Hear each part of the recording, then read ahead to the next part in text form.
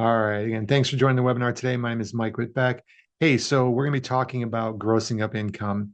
So we've all seen these kind of things. We like to do these monthly webinars because I guess I take for granted sometimes I've been underwriting for a long time and like, oh, this seems pretty basic. But we always want to make sure that we're showing all the calculations and how to do it. Now, obviously, Income Expert is a software program. It'll do this for you, but it's still important if you're a loan officer, processor, under auditor to make sure you always have your foundations. So we use these presentations to show like the why behind the what. Why does our system add what it does? How can we follow? What rules are we following when we gross up things?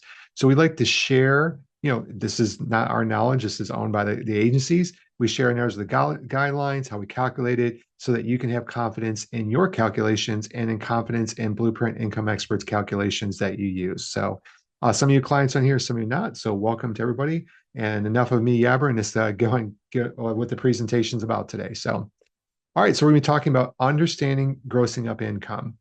So first of all, the concept of grossing income, if you think about why we do it, let's just start with the why behind the what. When you have two different borrowers, and I've got Joe who's working a job and he's making $2,000 a month, right? We know that 2 grand is what they're actually making, and then of course we're going to lose our taxes deductions there. So in a typical household or example I give you is like if you think about how the ratios are built, they're built with taxes in mind. So most loan programs don't allow over 45% DTI. Now, of course, I know FHA and VA and them can go up to like 50 something. I get that. But typically speaking, you want to be around the mid 40s on an automated underwrite. So if I make 2 grand a month, so it's saying that at 45% of my gross 2 grand, that's $900 in debt. That would be your house payment, car payment, etc. Now, the reason that they limit to 45 is they also know that outside of the 45%, you've also got living expenses, 30%. You also have taxes. We're talking about federal, FICA, that. Now, obviously, you can see I'm going with a very low income type example here. 24 grand a year working isn't a high wage.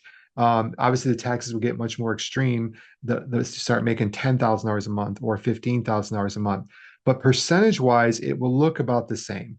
This is where people get more and more expendable income at because the living expenses will open up. But the why behind the what is if we build the ratios, assuming that people have other bills we don't count, like food, insurance, Amazon, going out and getting to Starbucks, whatever, they got money to live on. And, even when they get this paycheck of 2 grand a month, the first 500 they never even see between state, federal, and FICA. So when you think about their money, 45 is a pretty generous number. And this guy's been in the business a long time, and I also volunteer and do some budget coaching for people. I get a little worried when people want a 45% house payment because I'm like, you really shouldn't go over like 25, but you know what? 45 is the standard, and that's what we're gonna do. So that's the kind of the why behind the what there. All right. So now what we have to do is the reason we're going to gross up income is it's unfair if somebody is getting like Social Security, for example. So I got my example here again. I got 2 grand. I can go up to $900. Well, the Social Security person, for this example, really makes 2 grand as well, but there's no way they're paying any taxes. So that, percentage, this 25% roughly, again, I'm just roughing it. It's not exactly why it's called 25%, but they're not paying that. We know they're not. So to even the playing field, we really got to think about them at $2,500 a month, which is a 25% gross up, and their bills can be 1125. If we did it any differently, we would be penalizing them because we would saying, well, you only make two, and we're going to deduct your buying power by another $225 per month because you're going to pay taxes. Well, you're not going to pay taxes, right? So this is how we even the playing field. Because the ratios are inherently built in to handle taxes, when you don't have these tax amounts, we need to remove them from the equation. So now we know why we do grossing up. So now we can get into, how do we gross up? All right, so the different things, pretty common. I know people always think about like pensions or Social Security, but Social Security, child support, some workman's comp, the things you get for your life, they're not taxed. Public assistance, food stamps, not a great source of income, but they're not taxed. Better examples I should put on here are like VA benefits and a couple other things. But the guidelines don't limit you to only certain categories. What they say in all the agencies is, or any other income that can be documented as non-taxable, right? So if you know it's non-taxable, either by federal statute or state statute, or i.e. law, or by a letter, confirming it from a third party like a CPA or the people paying it. Like I've seen foster care income be confirmed by the state as non-taxable, then you can gross it up. Now, the other option is tax returns, right? So that's the more common one. But just so you know, is there any specific, thing you have to get to prove that it's not grossed up or it's not taxed? No, you just need to have a third party reasonable that it is, you can gross it up, right? Simple enough on that. All right, so let's just do the basic one that everybody knows how to do. Child support's an easy one to use for example because I know of, after 31 years in business, I know of no example when child support is ever taxed because the law says whoever's paying the child support. So, for example, if I had to pay child support, I would work, earn money, either self-employed, employed, or whatever. I would pay my taxes, and then I would pay my child support. Alimony used to be a little different than that. So it could, but they flipped that one. But child support's always been the same. I earn my money, pay all my taxes, and then I pay my child support after I pay my taxes. So the person receiving child support never pays taxes on that income because it's already been taxed by the provider. So that's why you can always gross it up. And I've had people say, well, what documentation? I go, I guess you could look up, IRS tax code, but I don't know of any jurisdiction that would tax it. It's always tax free. So simple math, 5 grand, add on 25%, our new income is 6250. Now, if I stop the webinar right here, you'd be mad you even showed up because you'd be like, come on, Mike, that's pretty simple.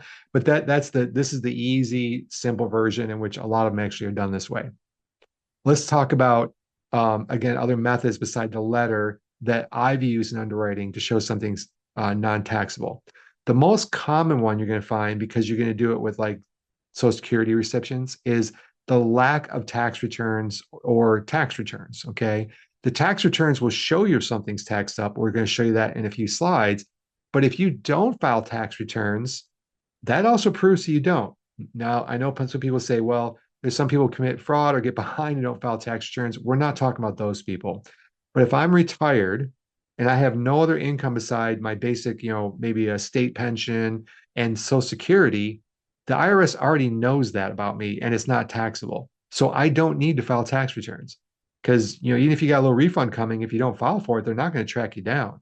So if you have a borrower and all you're qualifying them on is Social Security and it works, let's say a borrower working and a co-borrower not working and all they have is Social Security, well, that way you need taxes if they're married. Scratch that example, not a great one. But if I pull their transcripts and they have no taxes filed and all I'm using is Social Security and I've got evidence it's theirs, that's all you need. That proves it's not taxable because they didn't file any taxes, right? Now, again, I could, after doing this for a long time and doing auditing and fraud investigation, I've seen people monkey around the system. There's no question, but for the most part, that's the way it works. Then the letters from organization. I just gave this quick example of, I had a foster care from a state. I forget what state it was, but I had them confirm that it was non-taxable income, and they did. So I grossed up the foster care income because it met all of the requirements.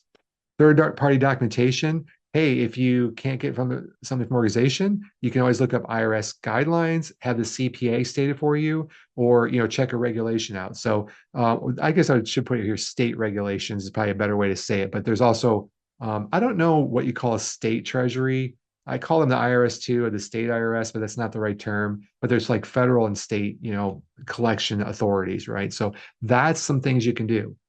Like, for example, on the child support, again, you can look up in the state of Michigan, where I live, that it is considered tax free by the state and by the federal, right? So easy peasy, you can gross that one up. All right. Now, there's a new rule that it's been out for a few months now. Freddie did it, I think, early last year in 24, Fannie later in 24. And in our calculator, which I'll show you in a moment, people are always like, hey, you got this weird gross up 3.75%. We don't know why you're doing that. It's not anywhere in the guidelines. So, the way that they wrote the rule, it's a little confusing, but if you read the Freddie Mac rule, they give you this example. Now they use 1,000 as the number, I believe, but what they say is you take your Social Security award and by federal statute or IRS regulation, however you want to say it, 15% of your Social Security is never subject to tax. Now, if you're not aware about Social Security, if you start getting Social Security, whether you're 62 or 65 or whatever, and you earn money, they will tax a portion of that. Now, I don't know the exact ratio. I forget. It's like 2 to 1. In other words, if you make like 40 grand, like 20% of your Social Security can be taxed. And that's reflected on the tax return. It shows you the ratios. But that last 15% is never taxed. I could make $1 million a year, collect my Social Security at age 65. That last 15% would not be taxed. So what they're saying is take the 5 grand times that 15% non-taxable, that's $750. Now you can gross up that non-taxable amount by 25%. That is $187.50. So you take your 5 grand award, add on your non-taxable amount, your gross up amount, and now you got 5187.50. But there's a shortcut. All right. A lot of extra math, more math means more errors. What we did in our system is we just kind of thought about how do we get the same end result? Well, if you take $5,000 times 3.75, you get the same 187.50. So that's what we do. So instead of a bunch of multiple steps, which could create confusion, we just go right from the award letter down to that. So that's that newer, like it's about under a year old, where Fannie and Freddie are both like, hey, you don't need to document this. If you do this formula, you will get approved because we know by IRS regulation, statute, whatever, that you're not being taxed in that last 15%. So we created the shortcut in our system. All right. Now I've been talking to you that tax returns will also show if things are taxable or non taxable. So when you look at the front of a 1040, this is the first page, you can see these center columns. It's a little different for, I think it's dividends. Don't worry about that one. But the other one's interest, IRA, pension, Social Security. What happens is the box you see on the left is a reference box. Everything on the right is a tax box. So the way it works is if I've got $24,000 a year coming in for Social Security, I would say 24 here. Now over here, it will say 10 or 20, or it will never exceed what's in 6A. That's impossible. But it'll say, the amount that I got taxed. So if I have 24 in the left and 12 in the right, what that tells me is half of what I'm earning is taxed. Some people think you're getting 24 plus 12. That is not correct. You're not making 36 grand. It's just you're being taxed on half of what you make. And that's how all these boxes are set up. The center is the reference, the right's the tax box. That's why it's in the column over here for your taxable income. So if I were to do the math on that, so I look on my calculator or look on my tax form, I see I've got 24 grand, and then I'm going to subtract my taxable amount, 10 grand. And then it basically, oh, I got that wrong. I should say 6B, my fault there, a little typo. And then I would have, 14,000. That's the non-taxable amount. I would gross it up 25% gives me 3,500 for the year. I add that back to what I received in entirety. That's 27,500. I divide it by 12, 22,967. No further documentation is needed because the tax returns become your source of evidence of the non-taxable income. So that's why we do it in our calculator that way. So we handle all those calculations for you, but you can see it's not complex. You just got to pay attention. Now, I will say, and I should have created a slide for this, what you'll see often too is that there'll be nothing in the left box and only a number in the right box. Per the IRS regulations, if you are taxed at all of your income, which I don't understand, again, based on that 15% rule. So it's a little weird, but because I see it so much and I'm not a CPA, I'm just going to tell you what I see. If I just see 24 grand over here and nothing over in 6A, that means that everything they receive from the Social Security was taxable. Not sure how that's possible with 15% rule, but I'm no CPA. I'm not going to tell how people have filed their taxes. I mean, I've looked at tens of thousands of tax returns, but I'm not a CPA. I just know how to read them. I don't know how to develop them. But if you do see that situation, everything's in the right-hand side and nothing's in the 6A, that means it is 100% taxed. And I would still follow that 15% rule because, I mean, the agencies say you can do it. So why not, right? I really think there's some kind of CPA laziness. If you ask me what's going on there, I'm not exactly sure. All right. Well, that was a few examples, but I also want to pull up our calculator and show you how we do it in here. In the slide I put up here before I switch to the calculator, hey, if you like our underwriting training, this is a system I developed. I've been training underwriters now for 25 years, underwriters, processors, and this is our field guide. I mention it from time to time in these webinars. Here's how we or I have learned over the years. The people that taught me to underwrite in the 1990s when I started, they laid this plan out for me, and my brain's a bit ADD, so I need a nice racetrack to go on. But they showed me how to break down a file very effectively and efficiently, and that's what this slide is. And we share the slides after the presentation. But you read the story, get your guidelines, get it right, review your credit, get your debts in line, figure out your income. That's what income experts all about, the income, step 4. Then you do your assets. Then you do everything about your property, your condo docs, your appraisal, your title work. Do your miscellaneous steps, HELOCs, condo rules, secondary, jumbo rules, whatever. Do your fraud review, run the AUS, update your conditions, pick up the next loan, move on. So this is our field guide to underwriting. Now we generally focus all of our underwriting training in this area here. But if we do have a few presentations, if you're one of our enterprise or teams clients, reach out to me. We can always help out on top of these monthly webinars. It's included with your enterprise package and a discount for teams. All right, let me show you, pull up our calculator and share a few more things with you here. F11. Okay, so what I've done is I've logged in case you're not one of our clients. You get our income calculator. This is our system. So it's basically a 4-step borrower income REO report. So what I did is I went through and pulled out some of the examples of places you'll find gross up. Now, the way our system's set up is when you want to add income, you can, pick the income you need. Now, there's a few more examples in here that you can gross up, but I'm just kind of leaving it. I kind of made the point with as many as I have here. All right, so I'm going to show you the different things we've done, and it goes along with the training. Like I mentioned at the beginning of this training, we always like to explain why we do what we do. So what are we doing grossing up? Why do we do it? We talk about the rules, the why it's done, and then we're going to show you the how, and I'm going to show you how the calculator takes that how even further and does it for you. All right, so I go to income, and I want to look at my U.S. Army military pay. And if you're in the Army full-time or even reserves, you might get you won't get $50,000 a month base pay. That's nobody in the Army makes that kind of money. But they make $5,000 on their base pay, but they get BAS, which is substance, another word for food. Sometimes it'll say BAF, but I always generally say BAS, BAH, housing, basic allowance for housing. And these are non-taxable. So my base pay is taxable, but my housing and my allowance are not. So when we hit save calculate, we automatically add on the base pay plus your we take your gross up your amounts, the 25%. That means your qualified income is 5,250. And of course, there's other ones in here, COLA, and that are non-taxable. Okay. So that's one example. Social Security income.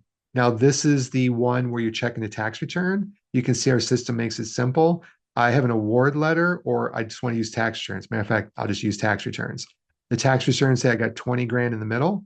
I got 10 grand in that right-hand column. I do want to gross it up. 25% is my Fannie Mae rule. Save calculate. 1875 is my number. And you can see our math is all broke down in there. So we show what we did, how the math worked out. So your team will never have to go, hey, Mike, did you gross that up? And of course, the great thing here is we talk about confirm it's non-taxable, which is done by tax return. So you just confirm that there. Another example, pensions. Same kind of line. You get an award letter, tax return, whatever you want to do. If you want to say you got a monthly award letter from the Crane Operators Union of Michigan, and you get $4,000 a month from them. Now, I like to pick on them a little bit. My dad is a retired diesel mechanic, so he gets the same pension. You gross it up, and I put in my 25% for my agency guideline, and that means I know it's non-taxable, so I get the $5,000 amount, and of course, I'm required to confirm it. The child support, that one's the easy, always. Child support is always non-taxable. You can see we default to that when you come in. You can always gross it up, so we allow it there. And we have a general calculator. If you have some other random kind of maybe VA benefits or something, and they're $500 a month and they're non-taxable, you can do that and put in a description about what it is. And my last example is that gross up rate with Social Security.